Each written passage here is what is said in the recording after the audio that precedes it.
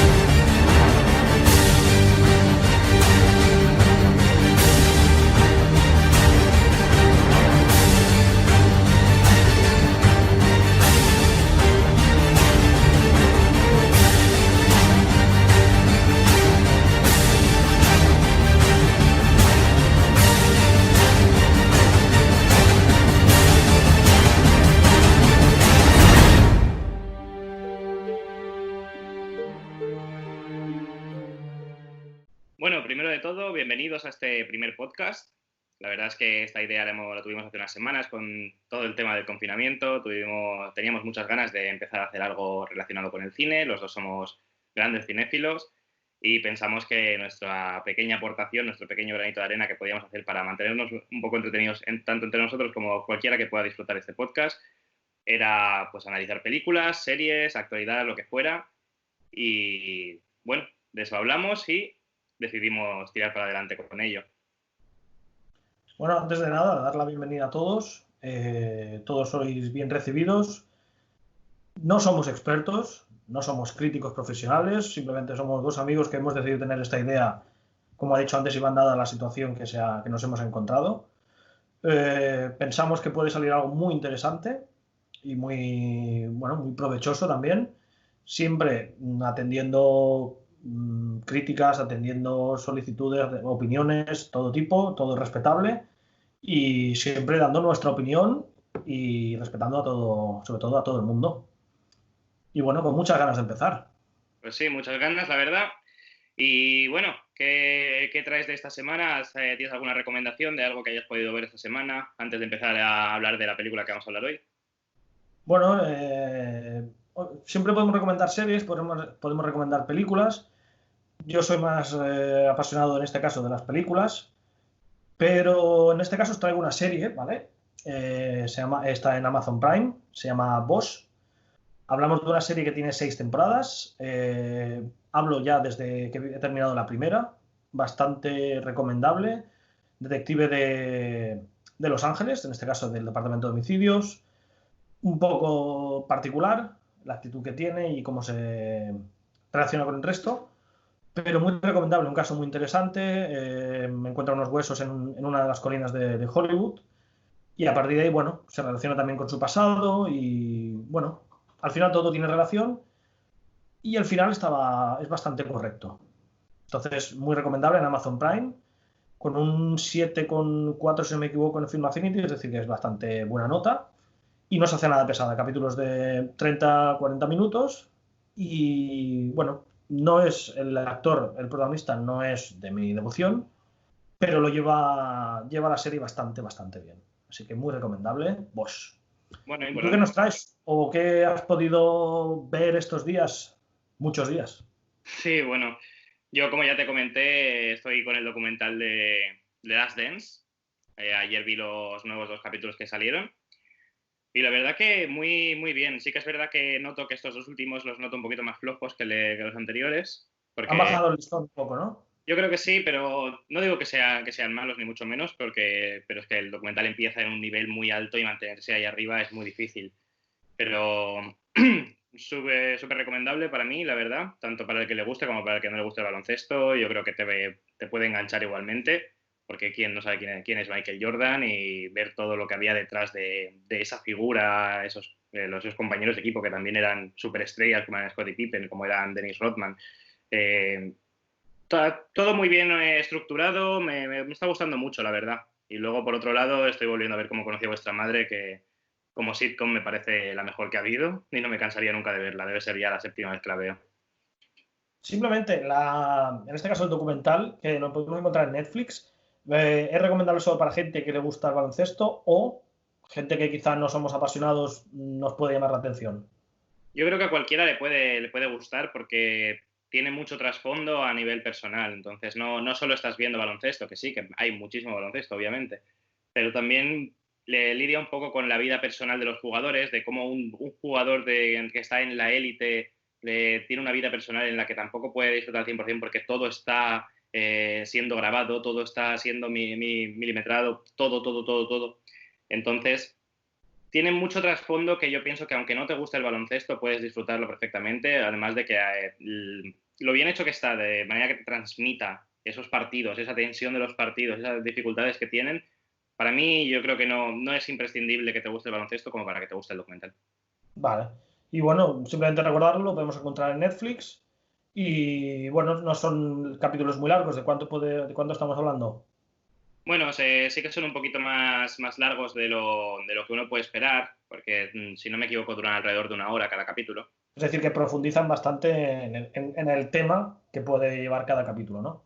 Claro, cada capítulo se dedica a algo en concreto. Hay a lo mejor un capítulo que se dedica a Scottie Pippen, a lo mejor hay uno que es para Phil Jackson, pero a la vez también te está enseñando cómo fue evolucionando ese equipo durante los años. Entonces, como tienen que dedicar cierto tiempo al equipo del pasado, porque hay una época que se refiere a los 80, cierto tiempo a la década de los 90, cierto tiempo al personaje del que habla en el capítulo. Entonces, al haber tanto tema del que hablar, pues el capítulo sí que es largo, pero yo creo que no se hace largo. Es bastante ameno de digerir.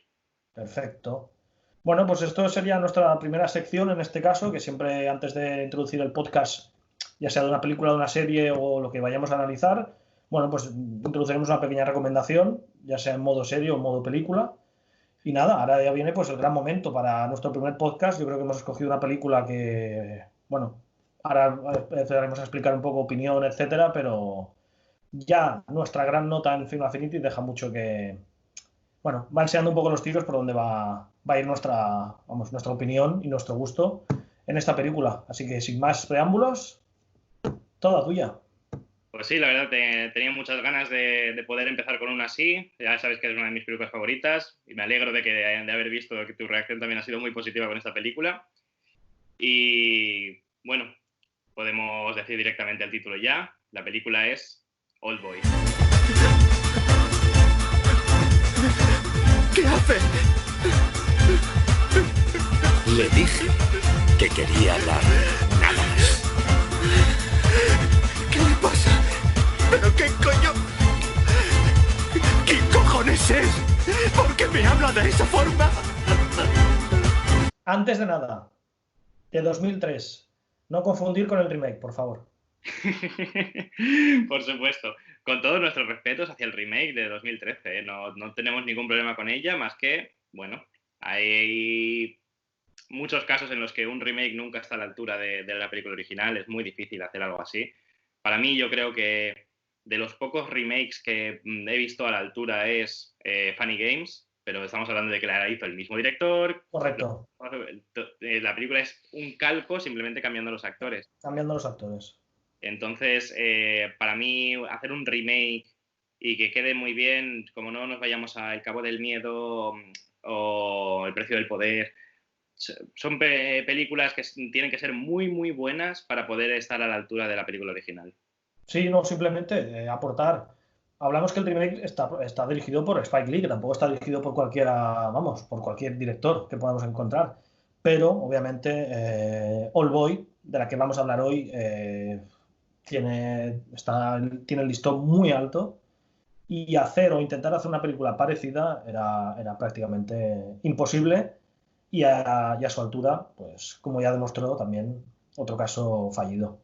Sí, también porque el propio ambiente que tiene esta película es muy asiático. Yo creo que en todo el trasfondo, aparte de que el guión original es de un manga, es demasiado asiático como para yo tener que visualizar eso con un actor como Josh Brolin. No lo asocio para nada a ese tipo de mundo y a mí no me encajaba nada. De hecho, yo creo que no llegué ni a acabar de ver el remake porque no lo veía para nada a la altura de la película original. Pues no, la verdad es que no. Y bueno, ¿qué podemos explicar? ¿Por dónde podemos empezar si no es un ritmo, como casi toda la película, un ritmo trepidante?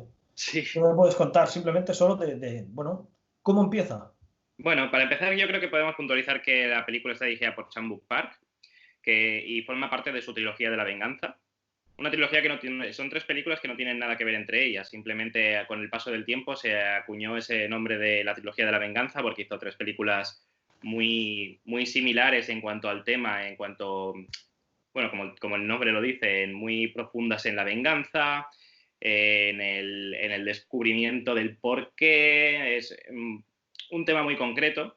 Digamos que es algo muy parecido a lo que pasaba con Woody Allen cuando sacó esas 3 películas de thriller. Pues esto es un caso muy similar en cuanto a la venganza. Y si no me equivoco, las películas eran Sympathy for Lady Vengeance, Sympathy for Mr. Vengeance y Old Boy, Old Boy sería la segunda parte de ella. Y está protagonizada por, esto lo tengo que leer, por Choi Min-sik, Yu Yi-tae y Kang Hye-jung, los nombres coreanos que no son los míos.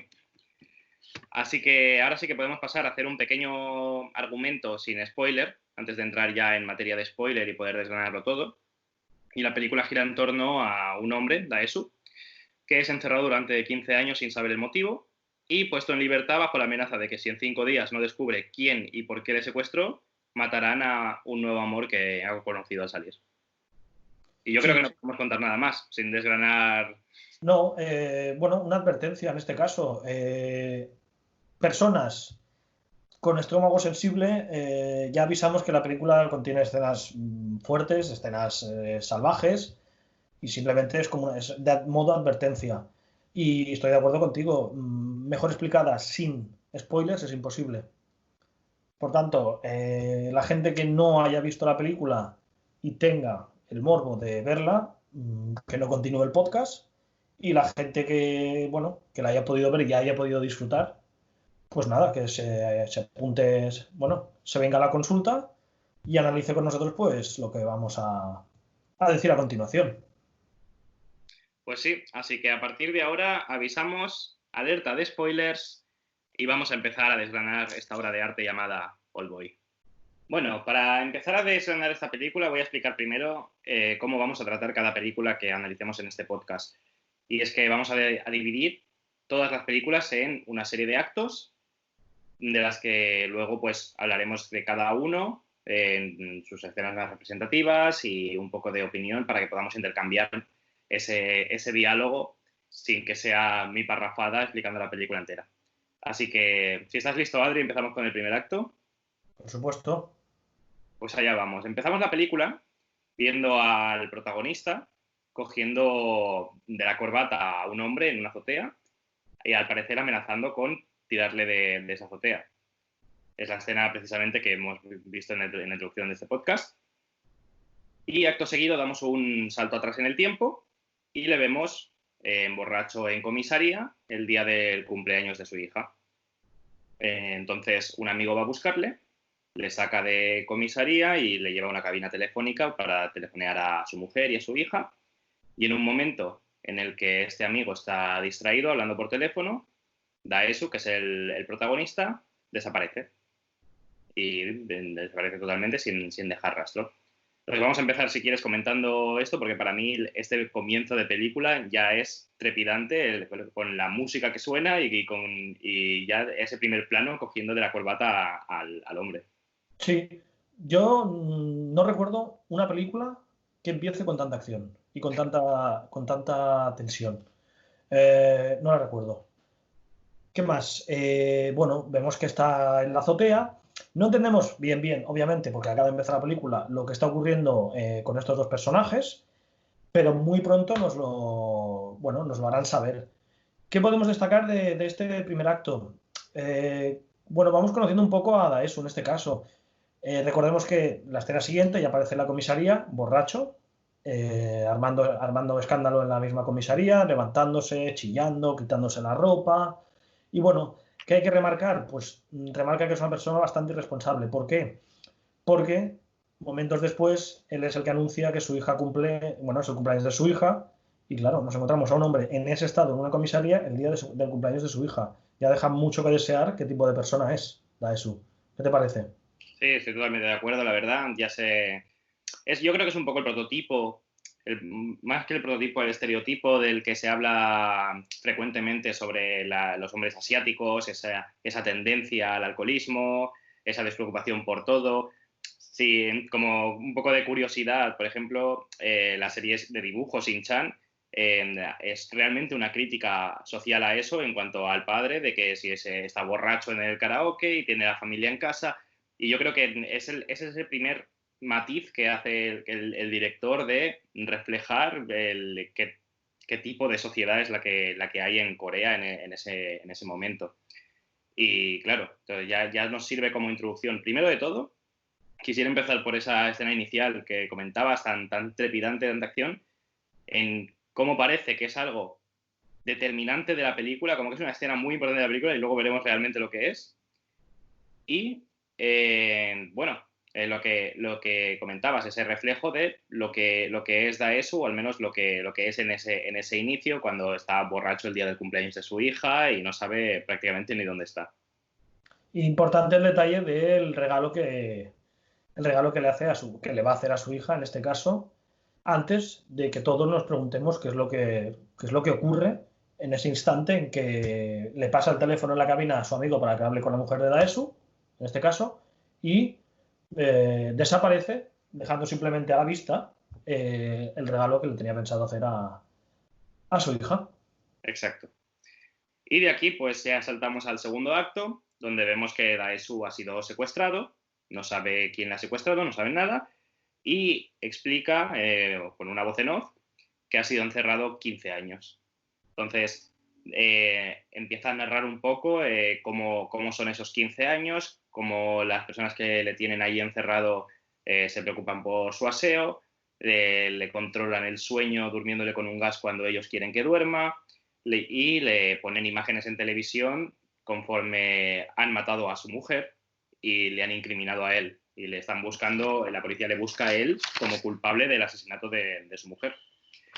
Luego también podemos ver cómo Daesu decide entrenarse con los años, porque ya lo que le entra en la cabeza es el vengarse cuando él pueda salir de ahí. Y el entrenarse, el coger una forma física para cuando pueda salir de ahí, matar a quien le ha hecho eso.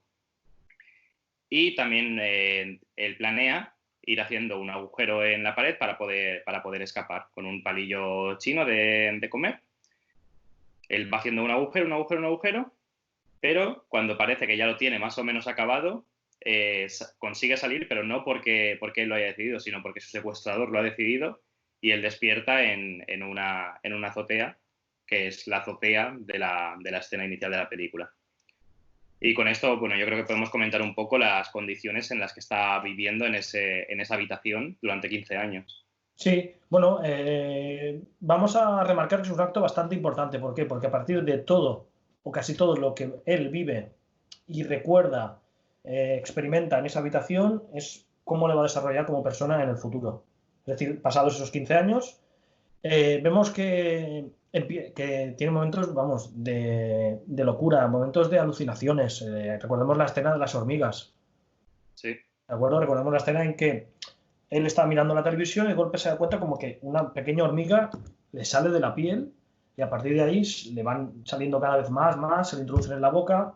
Obviamente hablamos de que es una alucinación. Luego el momento en que él se da cuenta que le incriminan el asesinato de su mujer cuando él no lo ha cometido. Él simplemente ha estado, desde que lo han secuestrado ha estado allí y no ha podido moverse de allí. Luego veremos sus habilidades como luchador mejoran muchísimo debido a que está muchas horas de ese secuestro viendo combates de boxeo. Y bueno, son 15 años. ¿Qué podemos decir? Son muchísimos años. Entonces, ¿qué puede pasar? Que el mundo en el que él vivía ha cambiado, que es una de las cosas que se va a encontrar. Y bueno, y lo que has dicho tú antes también, remarcar el que intenta, ya desesperado por salir de ahí, bueno, el Kabila piensa en hacer un hoyo o un agujero en la pared en este caso para poder escapar. Si no me falla la memoria, tarda como unos 3 años en realizarlo, con el objetivo final de que a falta de un mes lo tiene casi hecho y veremos qué es lo que ocurre. Pues sí, entonces, con esto empezamos el acto 3 y volvemos al hecho de que le han liberado y le han dejado en una azotea, donde se encuentra un hombre que tiene la idea de suicidarse y Daesu le coge de la corbata para evitarlo. Volvemos a la escena inicial y ya vemos que no es que estuviera amenazando al hombre con tirarlo, sino que realmente está evitando que se suicide. Y al evitarlo, pues le explica la situación que ha vivido y le dice, ¿realmente quieres suicidarte? O sea, como diciéndole, mira lo que he vivido yo y aún así voy a aguantar con vida y te vas a suicidar tú, pues sean los problemas que tengas. Entonces, él abandona esa azotea y cuando se va vemos cómo el hombre que está amenazando con suicidarse se suicida. Y me llama mucho la atención la reacción que tiene Daesu de sonreír. Se ve que yo creo que es la manera de transmitirnos que se ha convertido en una persona totalmente fría dentro de una habitación durante 15 años, donde le da absolutamente igual todo y ya en su cabeza yo creo que lo único que le queda es ese ansia de venganza. Entonces vemos cómo va introduciéndose un poco en la sociedad de 15 años después. Bueno, se encuentra con unos chavales y se mete en una pelea.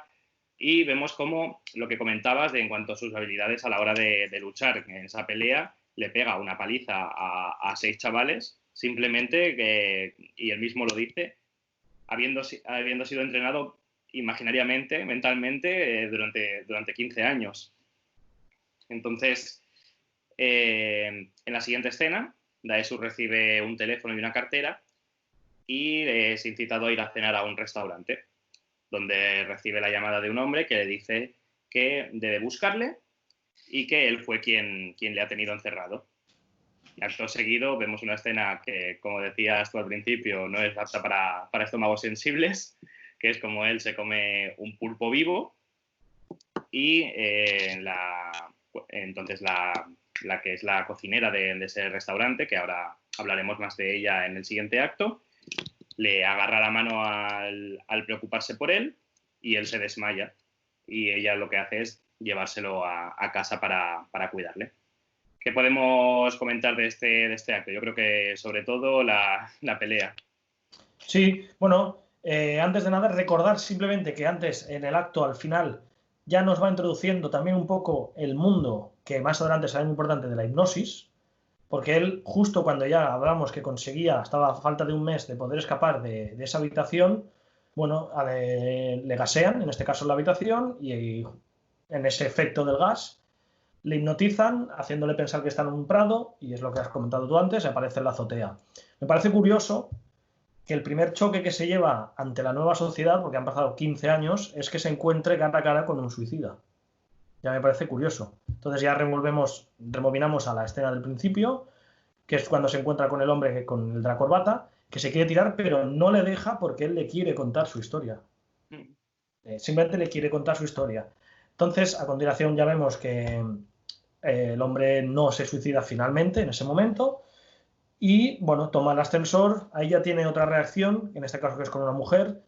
Sí. Es como la definiría como una reacción pánico, no saber cómo comportarse delante de una mujer pasados tantos años. Y bueno, la mujer no lo deja ver, no se ve en la escena, pero como que obviamente le ataca porque le roba las gafas del sol. No, bueno, pero no sabemos si va más. Sí que es verdad que la mujer se queda hablando con el hombre, con el recepcionista en este caso, diciéndole que vaya por él. Y a continuación vemos que encima del coche pues cae el suicida. También tenemos ciertos paralelismos. A mí en ciertos momentos me recordaba a Kubrick en La Naranja Mecánica. No sé por qué. No me digas por qué. Pero ciertos paralelismos. Nos encontramos que la sociedad le da la espalda totalmente. Sí que es verdad que él tiene una actitud totalmente pasota. Es decir, cuando se encuentra con el grupo de chavales a los que le da la paliza, bueno, va allí sin más y les coge el cigarro. No les pide permiso ni nada. Entonces la reacción de los chavales obviamente pues es de pelea. y se encuentran con la sorpresa de que, claro, con tanto tiempo practicando y viendo boxeo, pues tiene sus consecuencias. Y en este caso vemos una primera pelea que los golpes y las peleas, ya lo remarcaremos luego, pero son muy reales, no son fantasiosas ni mucho menos, y los golpes son totalmente, están bien encajados, bien definidos, no lo sé, no me parece que sea ninguna fantasía, ni ya que hablamos de Corea del Sur, no pensemos, uy, algo asiático, vaya a ser así fantasía, no, es totalmente real. Y bueno, y a continuación ya vemos pues que Daesu acude al restaurante donde conocerá a Mido, en este caso, que es un personaje importante, del que ahora hablaremos.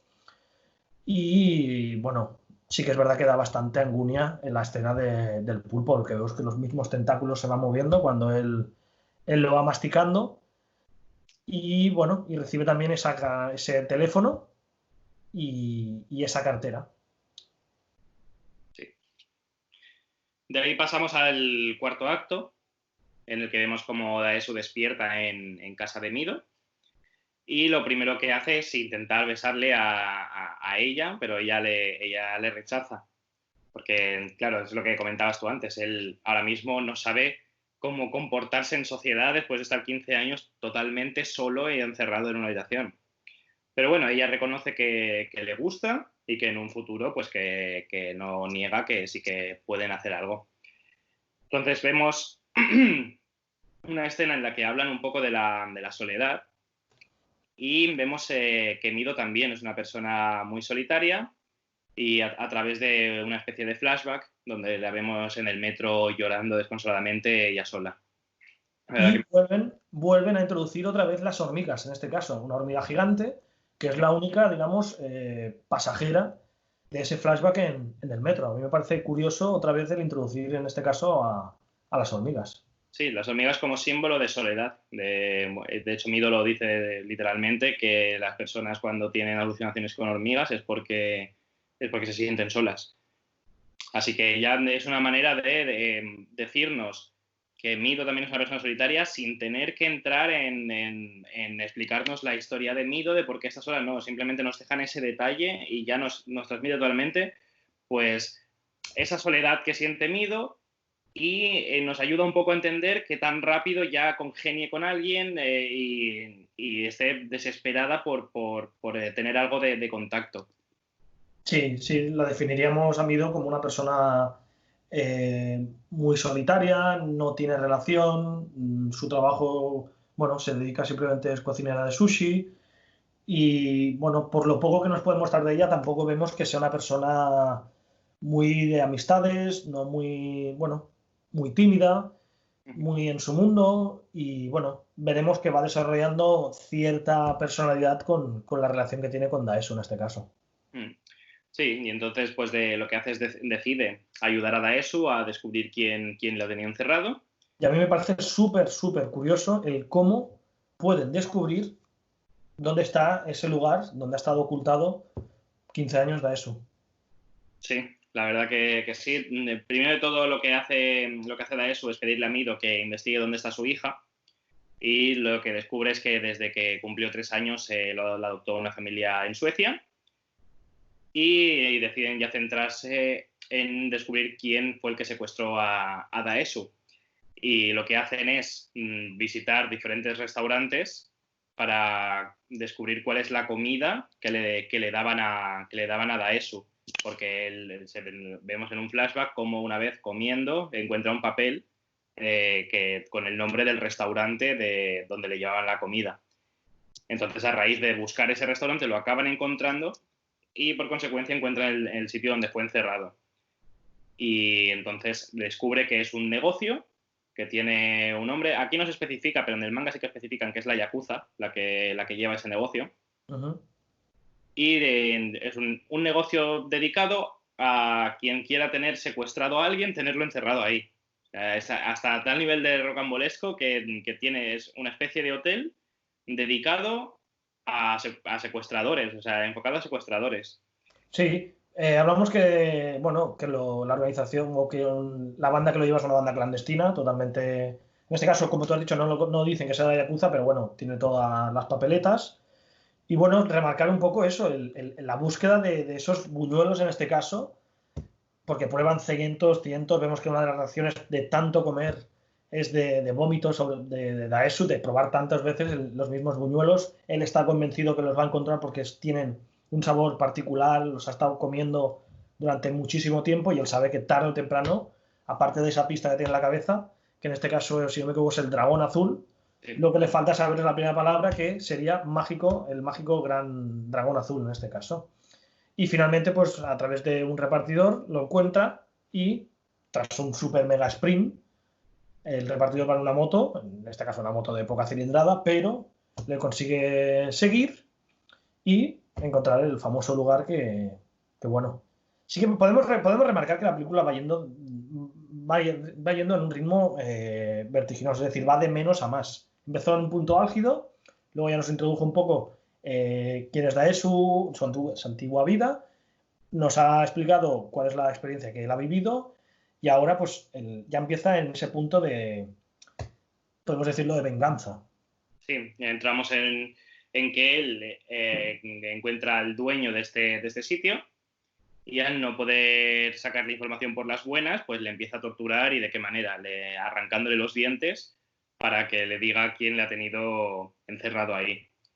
Entonces, tras arrancarle todos los dientes, Daeso encuentra unas cintas que tenía grabadas con su nombre y al salir de ese lugar, yo creo que para mí llegamos a la mejor escena de la película, al menos a mi gusto, que es esa pelea contra todos los miembros de esa organización cuando le ven salir por ahí. Bueno, podemos debatirlo. Para mí no es la mejor escena de la película, sí que es, hablando de peleas, una de las mejores, en mi opinión, de la historia del cine, de peleas, pero no la de la película. Remarcar, a mí me llamó muchísimo la curiosidad la escena de cuando le arranca los dientes. A ver, que nadie nos ponga adjetivos de que somos salvajes o somos, vamos, unas bestias, pero no sé si te fijaste en el detalle en que él, cuando le pone el pañuelo en la boca, que es un pañuelo blanco, para cuando ya empieza a sangrar, empieza el pañuelo que es totalmente blanco, pero en la siguiente escena, cuando ya le habrá arrancado 5 o 6, vas a ver los dientes que le ha arrancado, el mismo pañuelo parece que sea un pañuelo rojo, de toda la sangre que ha llegado a perder, pero parece rojo, no es que se haya, debido a la sangre, no, es que parece un pañuelo rojo de toda la sangre que se le ha remarcado. Me parece, vamos, cuanto menos llamativo y es una de las primeras escenas que ya te queda grabada por la crudeza. Sí, la verdad que no disimula la crudeza esta película. Sí, No. ya desde un primer momento ya te deja claro que lo que vas a ver va a ser explícito. Va a ser explícito y va a ser duro. Y bueno, yo empiezo ya debatiéndote la escena de la pelea. ¿Qué podemos remarcar? Podemos remarcar la música, que luego ya hablaremos de la música a lo largo de toda la película, que es sublime la música. Podemos hablar del plano, es decir, es un único plano en el que vemos cómo se va desarrollando toda la acción de la pelea. Me llama muchísimo la atención la forma de posicionarse de Daeso, en este caso, de un boxeador.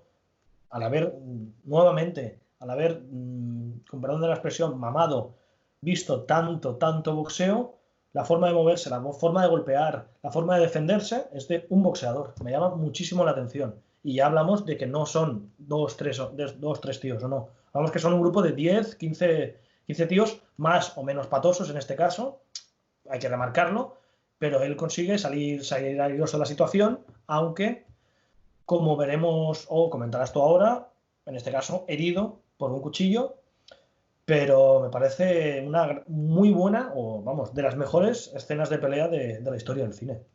Para mí dice mucho más, aparte de simplemente lo que ha podido aprender en esos años encerrado. No sé si me puedo explicar lo que quiero decir. Lo que quiero decir es que es como que tengo que pelearme contra 30 tíos, pero si no ha podido conmigo el estar 15 años encerrado, el que maten a mi mujer, el que me incriminen, no va a poder conmigo el dolor físico. Es una persona constante. Yo creo que lo que quiere transmitirte el que ya lo ha perdido todo, por llamarlo de alguna manera, y el dolor físico para él ya no es nada. Y puede de tal manera, y es eso, la escena de la pelea en sí, esos momentos en los que ya parece que ya han podido con él, que cae y vuelve a levantarse y vuelve y hasta un punto en que consigue salir de ahí después de haberse enfrentado a tantísimas personas. Y para mí es una escena, y estoy de acuerdo contigo, de las mejores escenas de pelea de la historia del cine, como me parece también la de Kingsman, por decirte una. Y con esto Bueno, remarcar simplemente el hecho de que él se defiende a través de sus puños, en este caso, y a través de su arma que le caracteriza a lo largo de toda la película, que es el famoso martillo. Sí. Entonces podemos pasar al acto 5, donde después de esa pelea él está totalmente ensangrentado y hecho polvo, y en la calle pues lo recoge un hombre y lo mete en un taxi indicando la dirección de Mido. Y mientras sonríe indica que le conoce, porque le llama por su nombre, le dice Daesu. Entonces, ya después de haberse recuperado, Daesu aún sigue las pistas que va encontrando, pero ya sí que vemos algo, y es que está siendo fotografiado en su día a día con Mido. Este hombre que le persigue, al final dice su apodo, no, porque no es su nombre real, y le dice que se hace llamar Evergreen, y Daesu va a verlo al descubrir su dirección. Y le dice que si en 5 días descubre quién es realmente y por qué le tuvo secuestrado, por qué le hizo eso, él se suicidará y no matará a Mido. Y que además se suicidará con una especie de chip que tiene en el corazón, que a través de un botón él puede darle y suicidarse al momento. Yo creo que de aquí lo que sí que podemos comentar, para mí hay una que me llama la atención, a pesar de que no sea algo directamente claro, sino que es más interpretativo, es como Daesu, ensangrentado, pasea por las calles de Corea y no se preocupa nadie por él. Sí, y la única persona que se preocupa por él es quien está interesado en hacerle daño realmente. Sí, bueno, de este acto me parece súper interesante, ya empezando ya por la introducción, en este caso, del villano de la película, que ya me declaro totalmente fan, a pesar de que sea el villano, me declaro fan tanto del villano como del mismo actor. Bueno, vemos que es el mismo villano el que le rescata, entre comillas, de toda esa multitud de gente que lo ven, lo observan, pero nadie se decide a ayudarle. Es el que le mete en el taxi y hace que lo lleve a casa de Mido para que él se pueda recuperar. A lo largo de este acto vemos también que Mido le sigue ayudando. Vemos también la introducción de un personaje que es el amigo de Daesu, amigo de la infancia en todo momento, que regenta ya me saldrá la palabra. El café. Un ambulatorio, no, perdón. Bueno, no me sale la palabra. Un sitio donde se puede ir a conectarse a internet, porque claro, hablamos de la época de los 2000, donde la gente se iba a conectar a internet y bueno, vemos que a través de la ayuda de este amigo consigue localizar una dirección, aunque destacamos también la desconfianza que muestra Daesu hacia Mido, porque acude a casa y vemos que le acusa, no lo tiene nada claro en que ella sea realmente una amiga que le pueda ayudar, ¿no? Sino lo contrario, la persona en que la ha tenido secuestrado la ha introducido a Mido en su mundo para que lo tenga observado y sepa de todo momento de sus movimientos. Y vemos ya, pues finalmente descubre la dirección y es justamente enfrente de donde vive Mido. Y ahí nos introduce ya finalmente, ya con cara y ojos, al villano de la película y bueno, también podemos nombrarlo su ayudante en este caso, no nombrarlo, pero remarcarlo, su ayudante. Este hombre siniestro con pelo teñido. Sí, y también destacar que en ese momento de desconfianza que comentabas con Mido, él la deja atada a la cama. Le deja atada porque no confía en ella. Sí. Entonces, lo que vemos aquí es que mientras, entrando ya en el acto 6, mientras Daesu está hablando con Evergreen lo que le dice es si no recuerda ya que ha dejado a Mido atada a la cama y ha dejado la puerta abierta. Así que él va corriendo a casa de Mido y lo que se encuentra es otro momento de venganza, que es el tema más recurrente de la película, que es aquel hombre, el señor Park se llama, al que le ha arrancado los dientes, como tiene a Mido semidesnuda atada aún por culpa de Daesu, que fue el que la había dejado atada. Y amenaza con arrancarle todos los dientes a Daesu esta vez. En el momento en que le tiene ya agarrado para arrancar los dientes, vemos una escena en la que Daesu empieza a reírse. Yo creo que por la propia locura de saber que le van a arrancar los dientes. Y milagrosamente recibe una llamada el señor Park, de donde le ofrecen muchísimo dinero por dejarles en paz y no hacerles nada. Por lo que les dejan ahí. Y sí que es verdad que jura Daesu cortarle la mano al señor Park por haber acosado a Mido, por haberle tocado. Y después, pues, proseguimos investigando esta situación, el porqué de esos 15 años encerrados en los que ha estado Daesu y el por qué Evergreen le había hecho eso. Sí, resumimos rápidamente. Ya sabe, en este caso Daesu, la cara que tiene la persona que la ha tenido encerrado durante 15 años, en ese primer contacto que tienen, en ese primer diálogo cara a cara, en el que él ya le propone, bueno, cómo está la situación y cómo se va a ir desarrollando los próximos hechos o los próximos acontecimientos en este caso. Recordamos al famoso señor Park, ya con los dientes, con dientes nuevos en este caso, si no sabemos si son de oro o son de plata. Y valga la redundancia, es el mismo señor Bojin, en este caso, o el señor Evergreen, el que le salva de que le arranque los dientes. Para que veamos lo rebuscado que puede llegar a ser la mente humana. Es decir, no voy a dejar que le putees o que le hagas daño tú. Quiero que sea para mí, Daesu. Entonces, te ofrezco esta cantidad de dinero, mucho dinero en este caso, tú te vas y Daesu sigue haciendo o siguiendo por el camino que yo quiero que vaya. Porque todo esto tiene un desarrollo, es una historia que yo he creado y quiero que se desarrolle así, sí o sí. Exacto. Y después de eso vemos como Mido y Daesu huyen de la ciudad. Daesu, en este caso, ya confía totalmente en Mido, visto lo que ha ocurrido en los últimos acontecimientos. Obviamente. Tanto el secuestro o, digamos, el acoso, como tú has dicho bien antes, del señor Park. Y, bueno, visto que están totalmente expuestos en el piso de Mido. Exacto. Entonces, al huir, acaban en un hotel en el que se acuestan. Mido y Daesu se acuestan por primera vez. Y vemos cómo con el mismo gas con el que dormían a Daesu en la habitación, les duermen. Y cuando despiertan tienen un regalo que le han dejado en la habitación, que resulta ser la mano del señor Park que había jurado a Daesu que le cortaría. Es brillante, es tan acertado, es brillante. Bueno, podemos hablar un poco del tema sexualidad de la película, en este caso, cuando se acuestan Daesu y Mido. Yo creo, y por lo que muestran, que Mido es virgen en este caso. Yo entiendo que sí, ella repite que le duele y tal, yo también interpreto que es su primera vez. Pero realmente es un acto, viendo cómo es la película, con toda la violencia y todo lo que muestra, es más bien, no es una escena muy salvaje, no, es totalmente, no romántica, no diría, pero muy erótica, pero sin mostrar nada. Es decir, dice mucho y a la vez no dice nada. Exacto.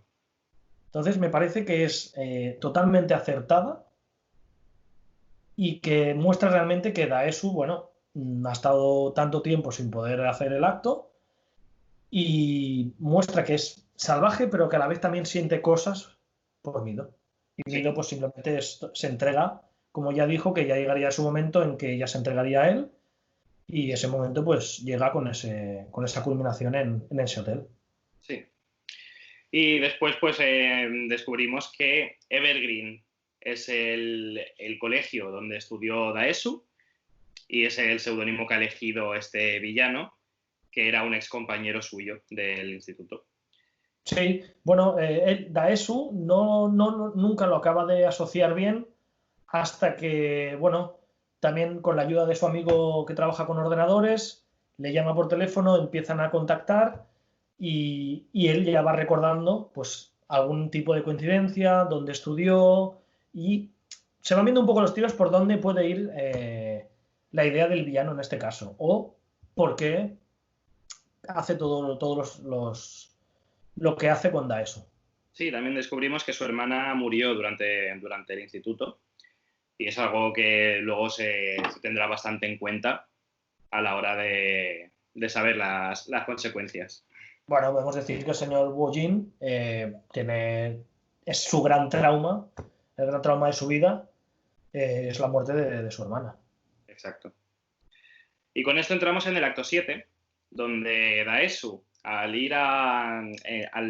interpretar como pista esa tarjeta del dentista que le da el señor Park, porque cuando le dice que se ha cambiado los dientes le da esa tarjeta del dentista, acaba llegando otra vez al señor Park, donde este hombre le dice que al haber sido mutilado por Evergreen, yo me voy a mantener llamando a Evergreen porque me cuesta mucho decir su nombre, se ha convertido en su enemigo y él dice, el enemigo de mi enemigo es mi amigo, como que tienen una causa común y que le va a ayudar. Sí, que tienen cierta conexión, podemos decirlo. Exacto. Cierto objetivo final, sí. Entonces, después de esto, Daesu visita el instituto donde estudiaron y tiene un flashback donde se revela que lo que él vio fue a Evergreen acostándose con su propia hermana. Y lo descubrieron. Entonces, una vez sabemos ya esto, podemos ya empezar a imaginar por dónde van los tiros y Daesu se dirige a ver a su secuestrador para decirle que sabe por qué lo secuestró, porque sabe que él la mató también. Le acusa de haberla matado porque se revela también que está embarazada, o sea que estaba embarazada en ese momento. Sí. Y Green aquí lo que vemos es como le cuenta que Daesu y Mido fueron hipnotizados para enamorarse y que Mido es en realidad su hija. Bueno, para recapacitar o rejuntar un poco de información. Empezamos diciendo que, claro, nos preguntamos, ostras, ¿cómo consigue el villano en este caso seguir los pasos de Daesu? Recordemos que le ha introducido un micrófono en los zapatos, que finalmente él consigue averiguarlo yendo a un sitio especial de micrófonos y se lo quitan, que está concretamente en el zapato, y vemos que el siguiente paso es Daesu se quiere asegurar que Mido está a salvo y por tanto la encierra, en este caso, hablando con el señor Park, la encierra donde él ha estado encerrado durante 15 años. Es una situación, yo la definiría como extraña, no sé, rara. Es decir, te quiero, te amo, te aprecio, pero por seguridad te voy a encerrar donde yo estuve encerrado 15 años porque sé que es lo más seguro para mantenerte a salvo de todo lo que va a pasar o lo que está pasando. Pero poniéndole en manos del señor Park, al fin y al cabo, porque ese edificio pertenece al señor Park. Correcto. También recordemos que el señor Evergreen mata al amigo de Daesu, porque ya que se acaba descubriendo, él en este caso la define a su hermana durante una conversación con Daesu como una golfa, que era la golfa del instituto.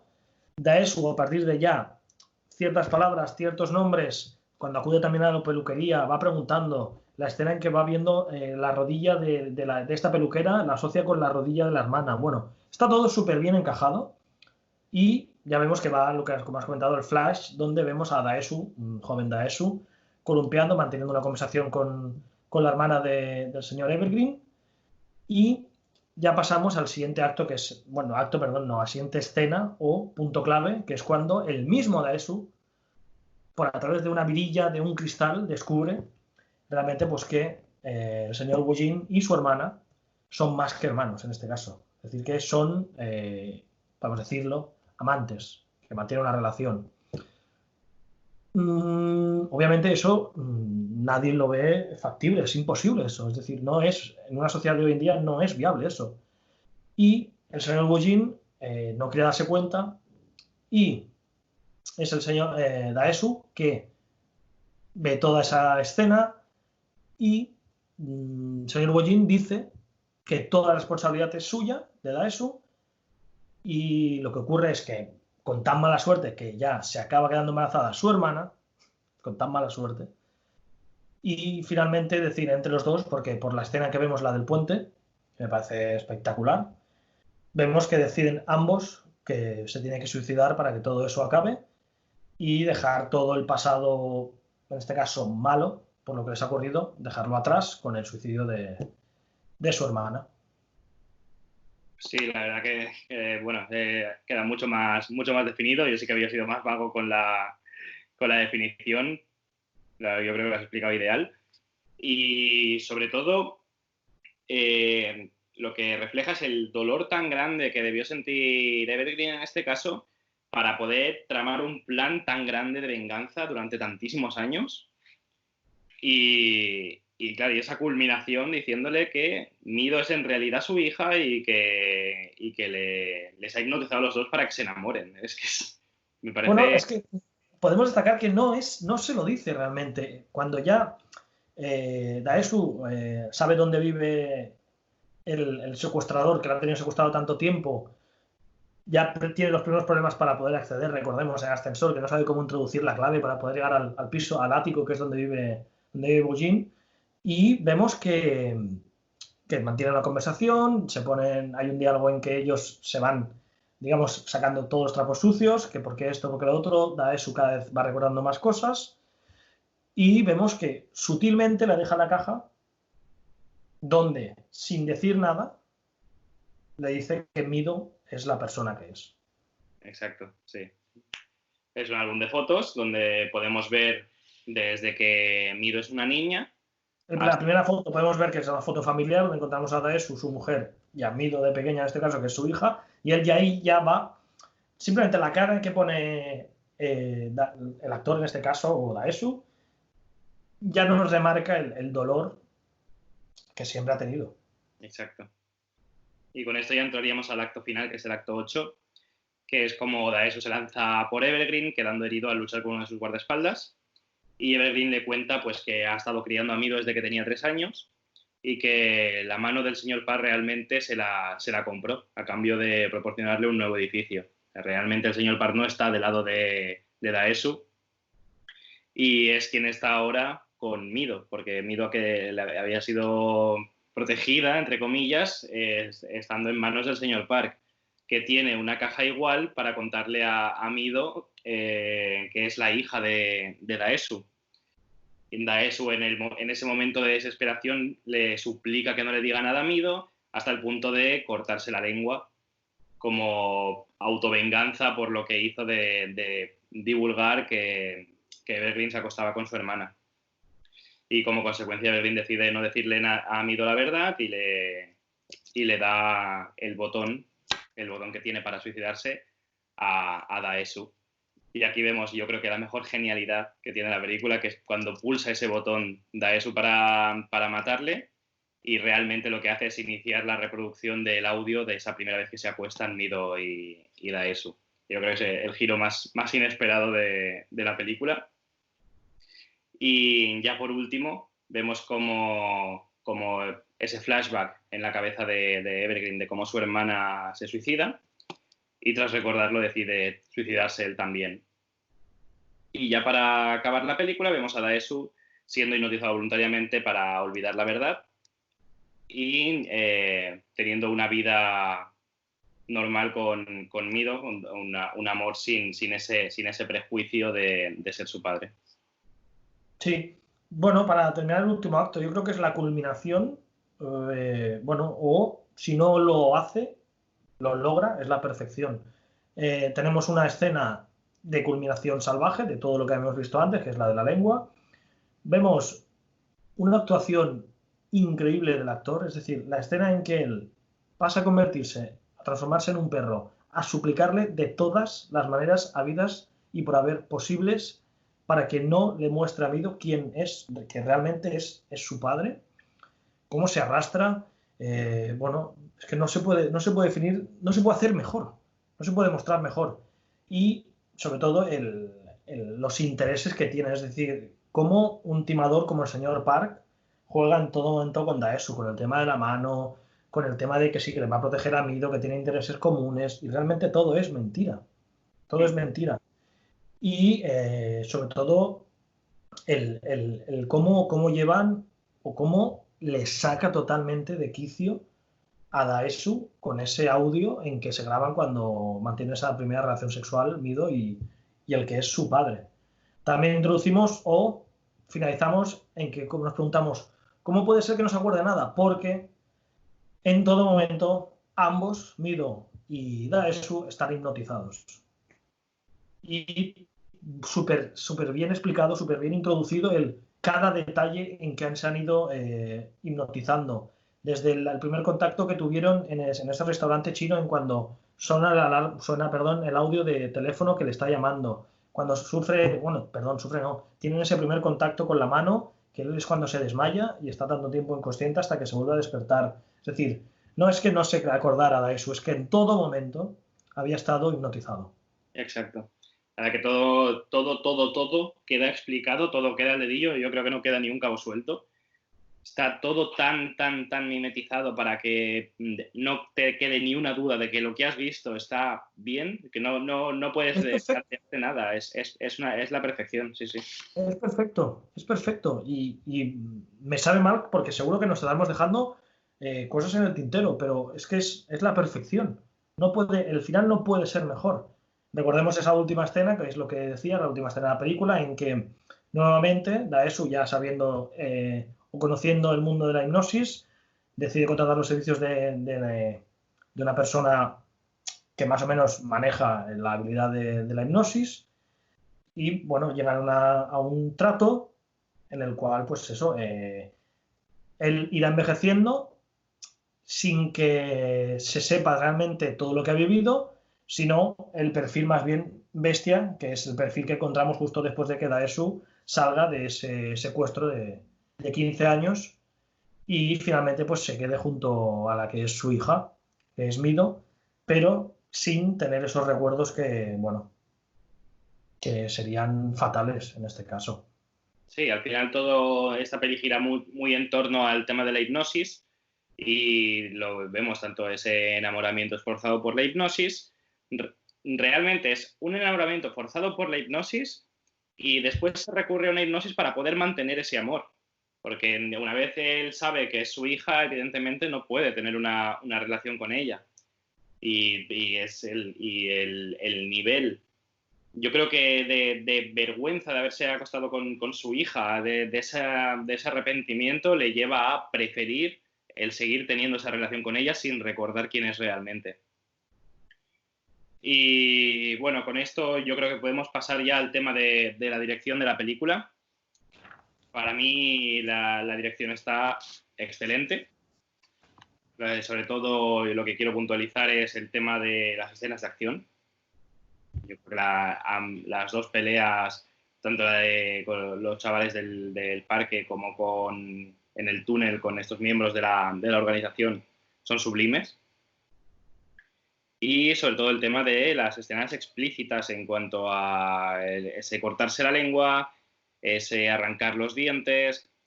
Es muy atrevido el ser tan explícito en una película y sin embargo tampoco es especialmente incómodo.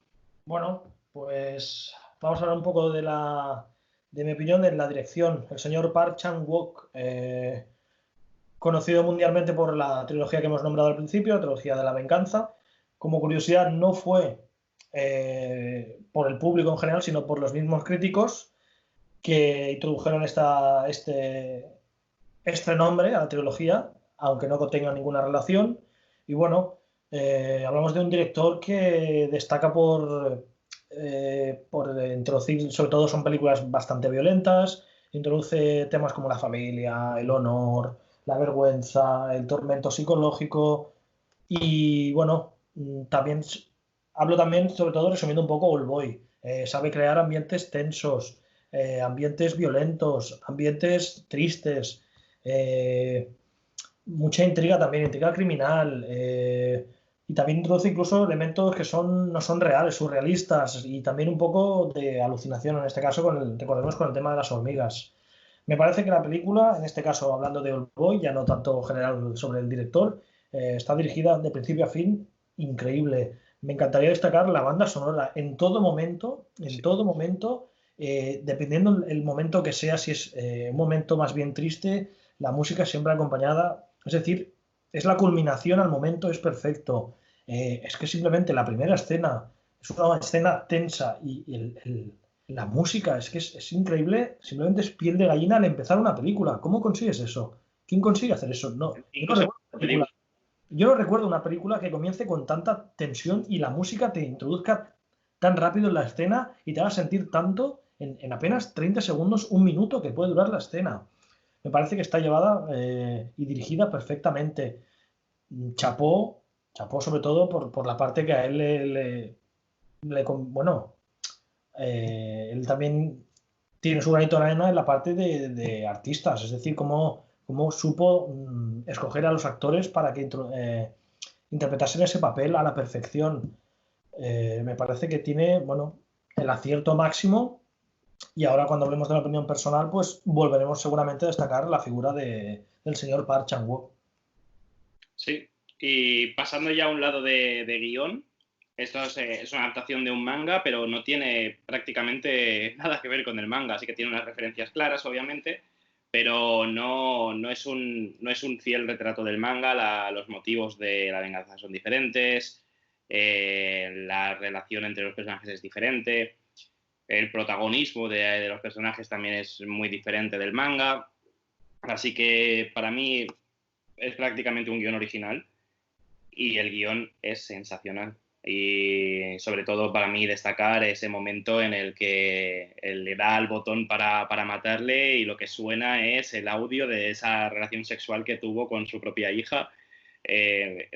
Para mí es una genialidad, tanto en cuanto a dirección como en guión. Bueno, yo destacar lo mismo, no vamos a tener debate, va a ser rápido y esto. También todo el mérito de la película dirigido en este caso al guionista.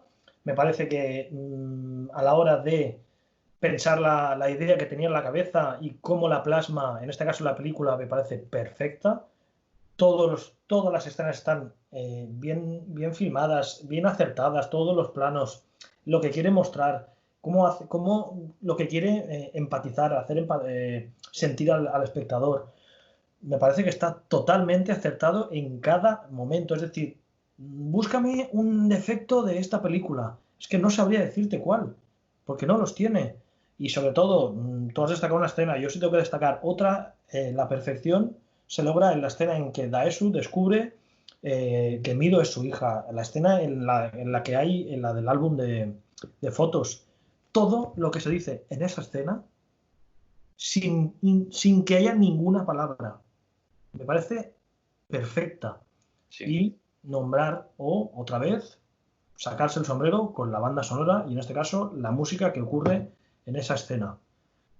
Y bueno, si tengo que destacar algo más de la película, si me permites, empezar por las dos interpretaciones. Sí que es verdad que Mido también tiene cierto protagonismo y también es totalmente acertado el papel que desarrolla la actriz, pero si tenemos que hablar de dos personas son el señor Min Chik Choi y, si no me falla o me equivoco, con chuleta incluida, el señor Jo Ji-tae. Me parece que son dos actuaciones. Bueno, podemos remarcar que el señor Min Sik Choi, a partir de esta actuación, es considerado, aparte de lo que había hecho anterior, pero ya esto fue la culminación, como uno de los mejores actores surcoreanos de toda la historia.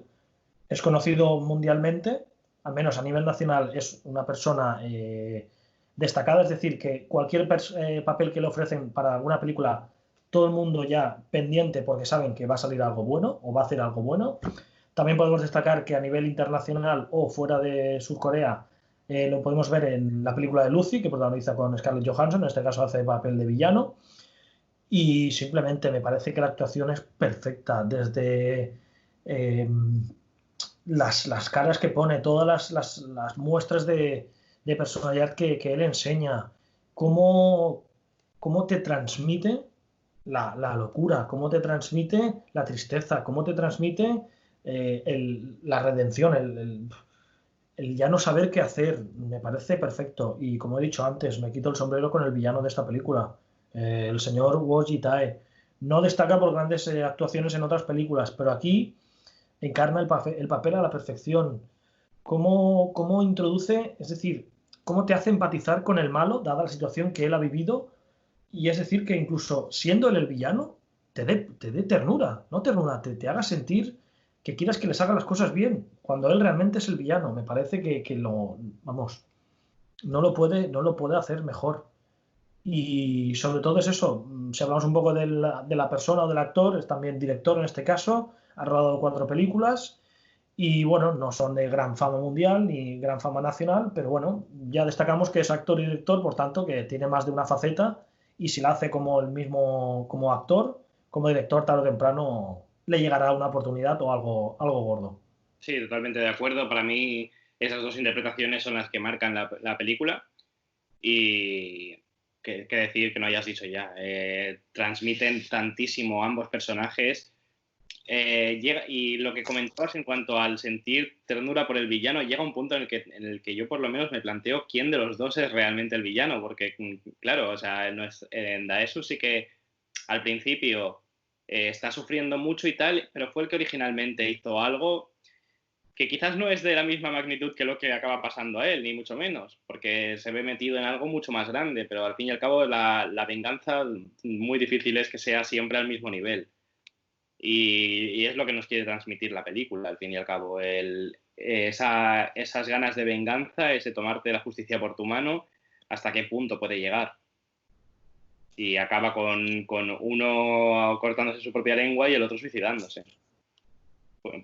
Y además se suicida porque ya no le queda nada en la vida. Lo único que le quedaba en la vida era esas ansias de venganza por aquello que le hicieron. Una vez ha culminado esa venganza, no le queda nada. Entonces, toda esa expresión que tiene el villano a través de sus gestos, de las escenas en las que se le ve sufrir, en las que llora, la escena final en la que recuerda, para mí es inmejorable la actuación por parte de los dos, y creo que no quedan calificativos porque es sublime. No se le puede encontrar ningún fallo ni a la película en sí, ni a la actuación de los personajes. Me gustaría añadir algo que tú has dicho antes, que me parece totalmente acertado, que es el presupuesto de esta película. Te voy a dejar que empieces tú, porque luego ya introduciremos rápidamente un poco a los premios y nominaciones y a nuestra opinión personal. Pero, ¿qué hubiese pasado si esta película hubiese tenido más presupuesto? Para mí, si esta película hubiera tenido un presupuesto como el que tuvo Parásitos el año pasado, hubiera llegado al nivel que llegó que Parásitos a la hora de llevarse Oscars y premios ya de tantísimo renombre internacional. Porque, vamos a ver, es una película que solo viendo la calidad de imagen de la película ya puedes imaginar que no tiene un presupuesto muy elevado. Y aún así, lo que es esta película con ese presupuesto. Si le hubiéramos dado un presupuesto, simplemente el presupuesto del remake, ya hubiera sido como para poder ser una película memorable y mucho más conocida, porque al fin y al cabo no es una película que sea muy, muy, muy conocida, más que los que indagamos un poquito más en las profundidades del cine y nos vamos ya al lado asiático y tal. Lo vemos, bueno, lo tenemos remarcado. Podemos destacar que en premios y nominaciones, en premios importantes o que puedan destacar, tenemos en 2004 que se llevó el premio del jurado en el Festival de Cannes, no se llevó la Palma de Oro, no lo acabo de entender. Como el caso contrario que Parásitos, que sí se llevó la Palma de Oro en el Festival de Cannes, que aún tiene más prestigio que el mismo premio que hemos nombrado ahora mismo, que es el premio del jurado. Y destacar pues los 5 premios que se llevó en los Grand Bell Awards. Yo había escuchado algo de los Grand Bell, pero no sabía realmente lo que eran. Para quien no lo sepa, son pues podemos comparar como los Oscars surcoreanos. Tienen un gran prestigio debido a que son los premios más antiguos que se otorgan allí en Corea del Sur. Y particularmente se llevó 5, todos. Creo que vamos a estar de acuerdo que son todos acertados. Empezamos por la música. ¿Qué podemos decir? En todas y cada una de las escenas es la música acertadísima. Tenemos la mejor iluminación, destacar totalmente las escenas, por ejemplo, tanto la podemos encontrar al principio o incluso la del suicidio que vemos de la hermana del señor Evergreen en el puente. Vemos una iluminación perfecta, incluso un poco con el sol, el destello del sol, me parece totalmente acertado. El montaje, totalmente lo has destacado antes, lo hemos destacado antes. El director, que ya hemos hablado de él, que es lo lleva a la perfección la película. Y mejor actor, el señor Min-Sik Choi, que yo creo que aunque hubiese habido, podemos decir, nombres internacionales, Robert De Niro, quien fuese, se lo había llevado el señor Min-Sik Choi porque no hay una comparación igual, a menos en ese año, o que recordemos, tan acertada. Entonces sumamos 5 premios y por último se llevó el premio a Mejor Película en también un festival prestigioso como es el Festival de Sitges. Exacto. Y es lo que decíamos, con más presupuesto y más repercusión, lo que se podía haber llegado a llevar esta película. Porque no, esto es algo que te comentaba yo antes de empezar con el podcast, que es una película que se fue estrenando durante 4 años. Empezó estrenándose en Corea, obviamente, y después se fue internacionalizando con el paso de los años. Estrenó en España en 2005, si no me equivoco, en Latinoamérica en 2006. Se fue extendiendo. Si desde un primer momento hubiera tenido el marketing y la repercusión adecuada, lo que podía haber llegado a ser esta película. Pero bueno, al menos ha quedado como una película de culto, al 100%. Y dentro de lo que es su mundo, pues el haber triunfado en los premios de su país, yo creo que ya es un reconocimiento bastante grande. No, y ellos realmente, sí que es verdad que gracias a Parásitos, no lo vamos a negar, yo por mi parte he podido descubrir mucho más cine surcoreano y ahora últimamente le estoy dando mucha bola. Sí que ellos realmente incluso valoran más los nombrados premios Bell Awards que incluso los mismos Oscar. Sí. Así que ya para acabar vamos a pasar a la opinión personal. Si quieres empezar tú con ella. Bueno, la opinión personal, ya voy a empezar por la nota. Yo le he puesto un 10. ¿De acuerdo? Me ha parecido, el principio me parece magistral, me parece perfecto. Es una película retorcida, es una película psicológica. Trata temas de todo tipo. Incluso te preguntas, hay momentos que dices, a ver, ¿qué es lo que estoy viendo? No lo acabo de entender. Pero si superas esa barrera, es decir, si superas eso, simplemente gozas de la película. Gozas de la película. Te lleva al límite. Luego la dirección me parece sublime. Nos introducen en una historia que es una espiral entre una pesadilla, mucha violencia, termina hasta el final, te lleva al límite. No lo sé, ya te digo, la banda sonora me parece increíble y simplemente remarcar. Yo esta película yo creo que la vi que tendría 15, 14 años, creo, más o menos, ¿vale?